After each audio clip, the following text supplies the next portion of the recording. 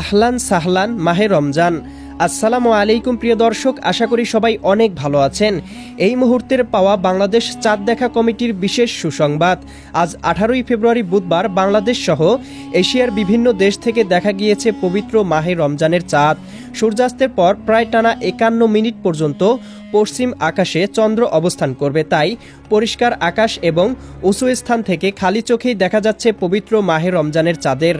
Bangladesh Islamic ফাউন্ডেশনের ঘোষণা অনুযায়ী আজ 18ই ফেব্রুয়ারি বুধবার রাতেই তারাবির নামাজ এবং আগামীকাল 19 ফেব্রুয়ারি বৃহস্পতিবার প্রথম রোজা শুরু হতে চলেছে। আজ রাতেই অর্থাৎ 19 ফেব্রুয়ারি বৃহস্পতিবার ঢাকা জেলার সাহরির শেষ সময় ভোর 5:12 এবং ইফতার শুরু সন্ধ্যা 5:58। ইসলামিক ফাউন্ডেশনের প্রকাশিত জেলাভিত্তিক সাহরি এবং ইফতারের সময়সূচি অনুযায়ী সিয়াম পালনের নির্দেশ দেওয়া হচ্ছে।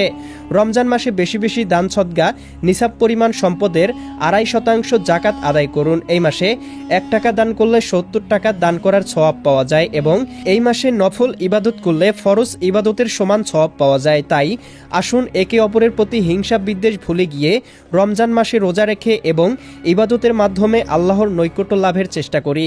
প্রিয় দর্শক, দেখা হবে পরবর্তী নতুন কোনো এক ভিডিওতে। ততক্ষণ সবাই ভালো থাকুন, সুস্থ থাকুন। আল্লাহ হাফেজ।